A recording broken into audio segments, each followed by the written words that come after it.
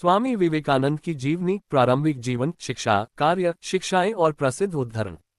राष्ट्रीय युवा दिवस 2024, यह 12 जनवरी को स्वामी विवेकानंद की जयंती के उपलक्ष्य में मनाया जाता है। वे एक महान विचारक, एक महान वक्ता और एक भावुक देशभक्त थे। राष्ट्रीय युवा दिवस पर स्वामी विवेकानंद के प्रारंभिक जीवन, शिक्षा, कार्यों, शिक्षाओं, दर्शन, पुस्तकों आदि के बारे में अधिक जानें। राष्ट्रीय युवा दिवस 2024, स्वामी विवेकानंद की जयंती के उपलक्ष्य में 12 जनवरी को राष्ट्रीय युवा दिवस मनाया जाता है। स्वामी विवेकानंद एक ऐसा नाम है जिसे किसी परिचय की आवश्यकता नहीं है। वे एक प्रभावशाली व्यक्तित्व हैं जिन्हें पश्चिमी दुनिया को हिंदू धर्म के बारे में बताने का श्रेय दिया जाता है। उन्होंने 1893 में शिकागो में धर्म संसद में हिंदू धर्म का प्रतिनिधित्व किया और इसके कारण भारत का एक अज्ञात साधु अचानक प्रसिद्धि में आ गया। स्वामी विवेकानंद की जयंती के उपलक्ष्य में 12 जनवरी को राष्ट्रीय युवा दिवस मनाया जाता है। स्वामी विवेकानंद ने 1 मई 1897 को स्वयं के उद्धार और विश्व के कल्याण के लिए रामकृष्ण मिशन की स्थापना की। क्या आप जानते हैं कि उनके व्याख्यान, लेख, पत्र और कविताएं स्वामी विवेकानंद की संपूर्ण कृतियों के रूप में प्रकाशित की गई हैं? वे हमेशा व्यक्तित्व के बजाय सार्वभौमिक सिद्धांतों को पढ़ाने पर ध्यान केंद्रित करते हैं। उनमें जबरदस्त बुद्धि थी। उनके अद्वितीय योगदान हमेशा हमें प्रबुद्ध और जागृत करते हैं। वे एक आध्यात्मिक नेता और समाज सुधारक थे। ब्रह्मांड की सभी शक्तियां पहले से ही हमारी हैं। ये हम ही हैं जिन्होंने अपनी आंखों पर हाथ रख लिया है और चिल्ला रहे हैं कि अंधकार है। स्वामी विवेकानंद। अगर कोई अमेरिका में वेदांत आंदोलन की उत्पत्ति का अध्ययन करना चाहता है तो स्वामी विवेकानंद की अमेरिका भर में यात्रा का अध्ययन करें। वे एक महान विचारक, महान वक्ता और भावुक देशभक्त थे। ये कहना गलत नहीं होगा कि वे सिर्फ एक आध्यात्मिक दिमाग से कहीं बढ़कर थे। पढ़े राष्ट्रीय युवा दिवस 2024, तिथि, थीम, इतिहास, महत्व, राष्ट्रीय युवा दिवस पर समारोह। जन्म 12 जनवरी 1863। जन्म स्थान कोलकाता, भारत। बचपन का नाम नरेंद्रनाथ दत्ता। पिता विश्वनाथ दत्ता। माता भुवनेश्वरी देवी। शिक्षा Calcutta metropolitan school, presidency college, Calcutta. विज्ञापन धर्म हिंदू धर्म। गुरु रामकृष्ण। संस्थापक रामकृष्ण मिशन 1897, रामकृष्ण मठ, वेदांत सोसाइटी ऑफ न्यूयॉर्क। दर्शन अद्वैत वेदांत। साहित्यिक कृतियां राजयोग 1896, कर्म योग 1896, भक्ति योग 1896, ज्ञान योग, माय मास्टर 1901, कोलंबो से अल्मोड़ा तक व्याख्यान 1897। मृत्यु 4 जुलाई 1902। मृत्यु का स्थान बेलूर मठ, बेलूर, बंगाल। स्मारक बेलूर मठ, बेलूर, पश्चिम बंगाल। स्वामी विवेकानंद का जन्म 12 जनवरी 1863 को कोलकाता, पहले कलकत्ता में हुआ था। वे एक आध्यात्मिक नेता और समाज सुधारक थे। उनके व्याख्यान, लेखन, पत्र, कविताएं और विचारों ने न केवल भारत के युवाओं को बल्कि पूरी दुनिया को प्रेरित किया। वे कलकत्ता में रामकृष्ण मिशन और बेलूर मठ के संस्थापक हैं, जो आज भी जरूरतमंदों की मदद करने के लिए काम कर रहे हैं। वे ज्ञान के धनी और बहुत ही सरल इंसान थे।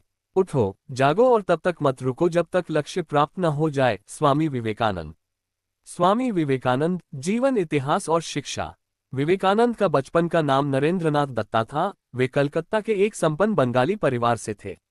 वे विश्वनाथ दत्ता और भुवनेश्वरी देवी की 8 संतानों में से एक थे। मकर संक्रांति के अवसर पर उनका जन्म 12 जनवरी 1863 को हुआ था। उनके पिता एक वकील और समाज में एक प्रभावशाली व्यक्तित्व थे। विवेकानंद की मां एक ऐसी महिला थी जो ईश्वर में आस्था रखती थी और उनका उनके बेटे पर बहुत प्रभाव था। 1871 में 8 साल की उम्र में विवेकानंद का दाखिला ईश्वर चंद्र विद्यासागर के संस्थान और बाद में कलकत्ता के प्रेसिडेंसी कॉलेज में हुआ। वे पश्चिमी दर्शन, ईसाई धर्म और विज्ञान से परिचित हुए। उन्हें वाद्य और गायन दोनों तरह के संगीत में रुचि थी। वे खेल, जिम्नास्टिक, कुश्ती और बॉडी बिल्डिंग में सक्रिय थे। उन्हें पढ़ने का भी शौक था और जब तक उन्होंने कॉलेज से स्नातक की पढ़ाई पूरी की, तब तक उन्होंने विभिन्न विषयों का व्यापक ज्ञान प्राप्त कर लिया था। क्या आप जानते हैं कि एक तरफ उन्होंने भगवद गीता और उपनिषद जैसे हिंदू धर्मग्रंथ पढ़े और दूसरी तरफ डेविड ह्यूम, हर्बर्ट स्पेंसर आदि द्वारा लिखे गए पश्चिमी दर्शन और अध्यात्म को पढ़ा। आप चाहें तो नास्तिक बनिए, लेकिन किसी भी बात पर बिना सवाल किए विश्वास मत कीजिए। स्वामी विवेकानंद। पढ़े स्वामी विवेकानंद का जन्मदिन राष्ट्रीय युवा दिवस के रूप में क्यों मनाया जाता है? आध्यात्मिक संकट और रामकृष्ण परमहंस से मुलाकात। वे एक धार्मिक परिवार में पले बड़े थे, लेकिन कई धार्मिक पुस्तकों का अध्ययन किया और उनके ज्ञान ने उन्हें ईश्वर के अस्तित्व पर सवाल उठाने के लिए प्रेरित किया और कभी कभी वे अज्ञेयवाद में विश्वास करते थे। लेकिन वे ईश्वर की सर्वोच्चता के तथ्य को पूरी तरह से नकार नहीं सकते थे। 1880 में वे केशव चंद्र सेन के नव विधान में शामिल हो गए और केशव चंद्र सेन और देवेंद्रनाथ टैगोर के नेतृत्व वाले साधारण ब्रह्म समाज के सदस्य भी बन गए। ब्रह्मो समाज ने मूर्ति पूजा के विपरीत एक ईश्वर को मान्यता दी। विवेकानंद के मन में कई सवाल चल रहे थे और अपने आध्यात्मिक संकट के दौरान उन्होंने पहली बार स्कॉटिश चर्च कॉलेज के प्रिंसिपल विलियम हेस्टी से श्री रामकृष्ण के बारे में सुना। आखिरकार वे दक्षिणेश्वर काली मंदिर में श्री रामकृष्ण परमहंस से मिले और विवेकानंद ने उनसे एक सवाल पूछा, क्या आपने भगवान को देखा है? जो उन्होंने कई आध्यात्मिक नेताओं से पूछा था लेकिन संतुष्ट नहीं थे। लेकिन जब उन्होंने रामकृष्ण से पूछा तो उन्होंने इतना सरल उत्तर दिया कि हाँ, मैंने देखा है। मैं भगवान को उतनी ही स्पष्टता से देखता हूँ जितनी स्पष्टता से मैं आपको देखता हूँ, केवल बहुत गहरे अर्थ में। इसके बाद विवेकानंद ने दक्षिणेश्वर जाना शुरू कर दिया और अपने मन में उठने वाले कई सवालों के जवाब पाए। जब विवेकानंद के पिता की मृत्यु हुई तो पूरा परिवार आर्थिक संकट से जूझ रहा था। वे रामकृष्ण के पास गए और उनसे अपने परिवार के लिए प्रार्थना करने को कहा, लेकिन रामकृष्ण ने मना कर दिया और विवेकानंद से कहा कि वे देवी काली के सामने खुद प्रार्थना करें। वे धन या पैसे नहीं मांग सकते थे, बल्कि इसके बजाय उन्होंने विवेक और एकांत मांगा। उस दिन उन्हें आध्यात्मिक जागृति का अनुभव हुआ और उन्होंने तपस्वी जीवन की शुरुआत की। यह उनके जीवन का महत्वपूर्ण मोड़ था और उन्होंने रामकृष्ण को अपना गुरु स्वीकार कर लिया। अपने जीवन में जोखिम उठाएं। अगर आप जीतते हैं तो आप नेतृत्व कर सकते हैं, अगर आप हारते हैं तो आप मार्गदर्शन कर सकते हैं।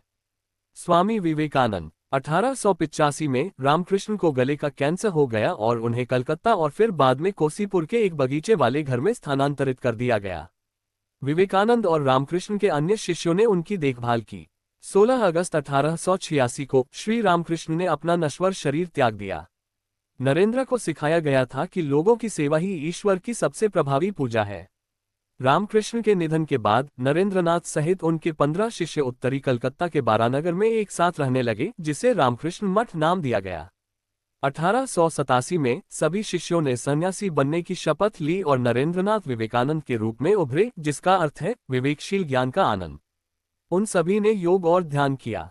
इसके अलावा विवेकानंद ने मठ छोड़ दिया और पूरे भारत का पैदल भ्रमण करने का फैसला किया, जिसे परिव्राजक के रूप में जाना जाता है।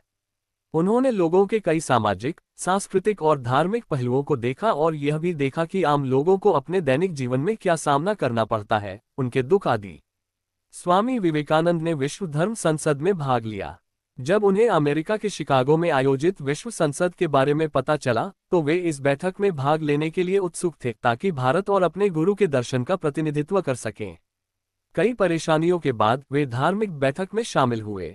11 सितंबर 1893 को वे मंच पर आए और मेरे अमेरिका के भाइयों और बहनों कहकर सभी को चौंका दिया। इसके लिए उन्हें दर्शकों से खड़े होकर तालियां मिली। उन्होंने वेदांत के सिद्धांतों, उनके आध्यात्मिक महत्व आदि का वर्णन किया। वे अमेरिका में ही लगभग 2.5 साल रहे और न्यूयॉर्क में वेदांत सोसाइटी की स्थापना की। वे वेदांत के दर्शन, अध्यात्मवाद और सिद्धांतों का प्रचार करने के लिए यूनाइटेड किंगडम भी गए। दूसरों से जो भी अच्छा है उसे सीखो, लेकिन उसे अपने अंदर लाओ और अपने तरीके से उसे आत्मसात करो, दूसरों के जैसा मत बनो। स्वामी विवेकानंद। विज्ञापन पढ़े। रामकृष्ण मिशन और विवेकानंद, सामाजिक सुधार में योगदान। उन्होंने रामकृष्ण मिशन की स्थापना की। 1897 के आसपास वे भारत लौट आए और कलकत्ता पहुंचे, जहां उन्होंने 1 मई 1897 को बेलूर मठ में रामकृष्ण मिशन की स्थापना की। मिशन के लक्ष्य कर्म योग पर आधारित थे और इसका मुख्य उद्देश्य देश की गरीब और पीड़ित या परेशान आबादी की सेवा करना था। इस मिशन के तहत कई सामाजिक सेवाएं भी की जाती हैं, जैसे स्कूल, कॉलेज और अस्पताल स्थापित करना। देश भर में सम्मेलनों, संगोष्ठियों और कार्यशालाओं, पुनर्वास कार्यों के माध्यम से वेदांत की शिक्षा भी प्रदान की गई। आपको बता दें कि विवेकानंद की शिक्षाएं ज्यादातर रामकृष्ण की दिव्य अभिव्यक्तियों की आध्यात्मिक शिक्षाओं और अद्वैत वेदांत दर्शन के उनके व्यक्तिगत आत्मसात पर आधारित थीं। उनके अनुसार जीवन का अंतिम लक्ष्य आत्मा की स्वतंत्रता प्राप्त करना है और यह किसी के धर्म की संपूर्णता को समाहित करता है। मौत। उन्होंने भविष्यवाणी की थी कि वे 40 वर्ष की आयु तक जीवित नहीं रहेंगे। इसलिए 4 जुलाई 1902 को ध्यान करते हुए उनकी मृत्यु हो गई। कहा जाता है कि उन्होंने महासमाधि ले ली थी और गंगा नदी के तट पर उनका अंतिम संस्कार किया गया था। विज्ञापन। 1 रुपया के बिना कोई व्यक्ति गरीब नहीं है, लेकिन एक सपना और महत्वाकांक्षा के बिना वह वास्तव में गरीब है। स्वामी विवेकानंद। स्वामी विवेकानंद के प्रमुख कार्य। स्वामी विवेकानंद की संपूर्ण कृतियां। धर्म संसद, शिकागो, 1893 में स्वामी विवेकानंद के भाषण। स्वामी विवेकानंद के पत्र। ज्ञान योग, ज्ञान का योग, योग प्रेम और भक्ति का योग, योग क्रिया का योग, राजयोग, ध्यान का योग। स्वामी विवेकानंद पर प्रमुख कार्य। विवेकानंद जीवनी, स्वामी निखिलानंद द्वारा। स्वामी विवेकानंद पूर्वी और पश्चिमी शिष्यों द्वारा। मास्टर जैसा मैंने उसे देखा, सिस्टर निवेदिता द्वारा। स्वामी विवेकानंद की यादें। विवेकानंद का जीवन, रोमा रोला द्वारा। इसमें कोई संदेह नहीं कि स्वामी विवेकानंद की शिक्षाओं ने न केवल युवाओं को बल्कि पूरे विश्व को प्रेरित किया। उन्होंने एक राष्ट्र के रूप में भारत की एकता की सच्ची नींव रखी। उन्होंने हमें सिखाया कि इतनी विविधताओं के साथ कैसे मिलजुल कर रहना है। वे पूर्व और पश्चिम की संस्कृति के बीच एक आभासी पुल बनाने में सफल रहे। उन्होंने भारत की संस्कृति को बाकी दुनिया से अलग करने में महत्वपूर्ण भूमिका निभाई। एक विचार उठाओ, उस विचार को अपना जीवन बना लो, उसके बारे में सोचो, उसके सपने देखो, अपने मस्तिष्क, मांसपेशियों, नसों, शरीर के हर हिस्से को उस विचार से भर दो और बाकी हर विचार को अकेला छोड़ दो। यही सफलता का रास्ता है। स्वामी विवेकानंद।